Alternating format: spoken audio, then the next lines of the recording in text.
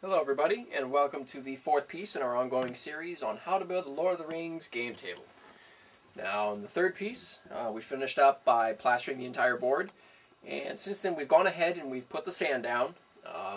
As mentioned, this is just using watered down Elmer's glue with a brush, brushing it onto the board, and then dumping the playground sand onto it. We let that dry overnight, and one thing worth mentioning that I didn't last time, Elmer's glue, when it dries, contracts. So if you put it on one side, the glue will contract inwards and bend the entire board this way. It's called warping. It's called warping, if it's a thin board. Thankfully, it didn't happen here, but if it happens to you for some reason, if you're just using the polystyrene, for example, flip it over and coat the bottom side with Elmer's glue as well, and then that'll even everything out. Now, we face the next step. First thing we had to do was prime the board. Priming allows the paint to adhere better, and in this case, priming the sand helps saturate it so that when you put the real colors on, they don't get soaked into the sand and you don't get a faded color of what you actually want. So we went ahead and we got 2 cans of black spray paint. Just get the cheap stuff, 97 cents at Home Depot. We sprayed the entire board. 2 cans is enough. And then we went ahead and mixed up some colors that we're going to need for the board itself. Now, what we wanted to achieve was the same color and coating as our bases. So every model has sand on the bases and it's colored the same way. So we went ahead and we took 3 colors from the range, Scorched Brown, Graveyard Earth, and Bleached Bone. These are colors provided by Games Workshop, who also happen to make the models. These were what we used to base and paint our models. So we wanted to have our board have the same colors, so when you put the model on, it matches, just for effect. So the first step we had to do was go to Home Depot, and thankfully enough, they sell sample paints for, I think it was $2.99. They're Bear Premium Plus. And you can get it mixed any way you want. So we took our 3 paints, we brought them there, and had them all mixed up so we have the same thing, just in bigger quantities. Why do we do that? Because this is $2, this is $3. Take your pick. So the first step we did was we went ahead with the Scorched Brown, and we'll take a look at it now. And we coated the entire board. One of the problems we ran into was that the black paint, spray paint that we used, didn't suffice quite enough yet when we were painting, so we didn't achieve the color yet, so we had to paint it twice. So just as a note, when you buy a base coat paint, such as the Scorched Brown we're using here, buy more than you think you're going to need, because you're always going to need more. So the base coat is now down. We've made sure we've covered everything here. And then the next 2 steps, the next light brown and the kind of bleach white color, are going to be dry brushed on. Now, dry brushing is a very common technique in painting, and especially in wargaming and such when you're building terrain.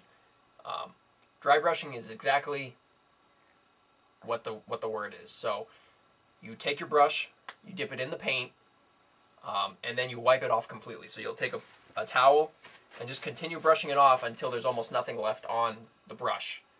And then you just simply drag it over the surface of your medium, and it'll pick up on the raised levels only. So the darker color stays in the recesses, and it essentially serves as a highlight, I guess is the best way to put it. So we're actually going to lay down a quick layer of the Graveyard Earth so I can show you how the dry brushing actually works. So the man behind the camera is going to move the camera closer, and we'll get hopefully a good shot of this. We'll see if it shows up or not.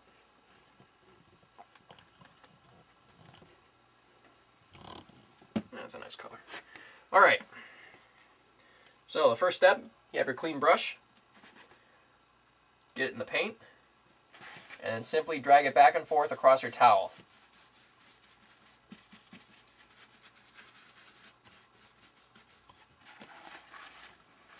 Until there's nothing left, like this. Barely any residue coming off. And now you would simply drag it across the board like this. Now, I don't know. Yeah, Zasha's shaking his head. He can't see it. So what we'll do is we'll try the lighter color. It is picking up, but we can only do so much. This one should show up a lot better. All right.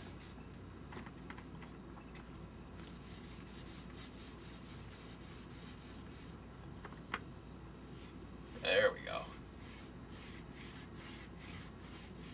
And can you see that now? Excellent. So, there you have it. The lighter color picks up on the surfaces. This is where the sand comes into play because it's a very rough surface.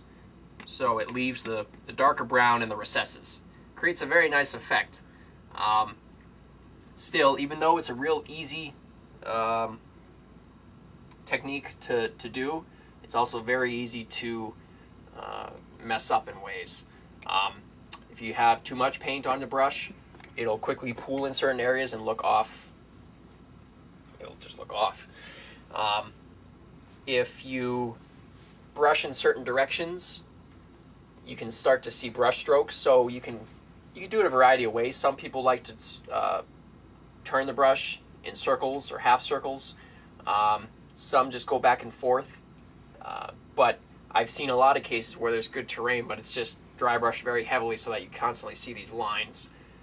You can always go very light and then just slowly build it up. I mean, it takes longer, but it looks better, I find. So that's dry brushing. And what we will do is we will take both of these two paints and we will dry brush the entire surface. The other thing we're going to do is on some of these cliff faces that we have, I left them blank of, or I didn't put any sand on them, so the plaster shows, or the texture shows of the plaster. And we are going to coat those with a gray, and then we're going to dry brush them in a white to create rock face. And that'll hopefully add some more color to the board, because otherwise just three colors will be pretty boring. For the riverbed, we've been looking at some pictures, and we'll dry brush that accordingly. What else have we done? The rim of the board will be painted black once that's all said and done. And something to remember there is you don't want to use your black spray paint for that because spray paint melts polystyrene. So you want to paint that black by hand. The other thing I've done already is I've ordered trees, grasses, and a whole bunch of other things from the United Kingdom. So that should hopefully be coming in sometime this week. So next week we'll be working on, I think, the best part. We'll be putting down the grasses. I'll show you guys how to make trees, and we will tempt fate with a finished board and pour the resin on it. That could either go really well or really bad. I could end up crying. I don't know. We'll see what happens. But that's it for now. And now you know. And knowing is half the battle. Good job.